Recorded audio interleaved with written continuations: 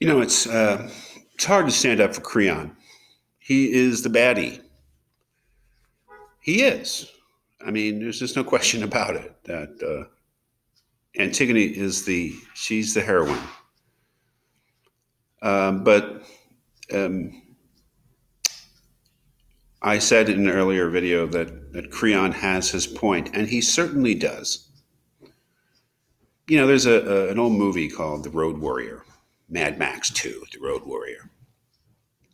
And it takes place in this post-apocalyptic wasteland where people kill each other for gasoline, and they're riding around the deserts in Australia and whatever. And Max, the hero, the lone rider of the apocalypse, basically, he falls in with these people who are trying to reestablish civilization, and they've sort of built this compound, and they're trying to live like civilized human beings. And he falls in with them, and then he wants to leave. And the leader of it, he says to him, in here, there's civilization. Out there, you're out there with the animals. And it's a very powerful scene, I thought. That is, it was a certain Creon-like statement that if we don't have law, we have nothing. An old saying, without the law, all is darkness. And if we're going to stand up for Creon, and there's no reason we have to, but I think to see the nuances in this play and to see the true conflict between Antigone and Creon, you have to see Creon's point. We're so sympathetic to Antigone, and she is extreme. There's no doubt about it, but she's an extreme person in a time of extremity, right? It's so easy to have sympathy for her because she's standing up for something and she's sacrificing herself for something, and it is all very heroic.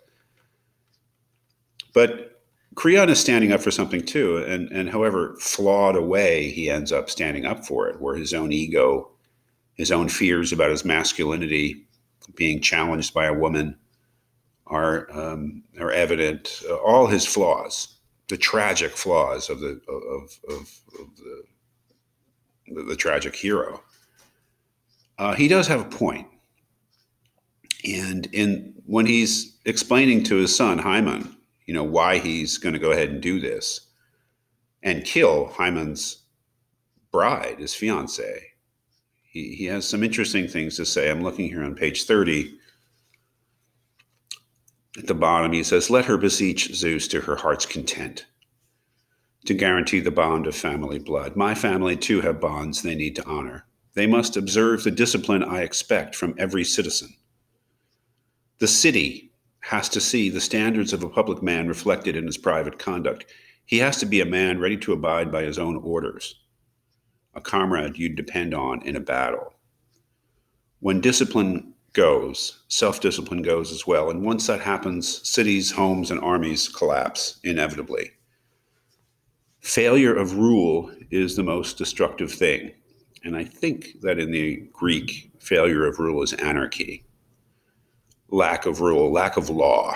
Failure of law, failure of rule, failure of justice, failure of living by law is the most destructive thing. So however flawed, however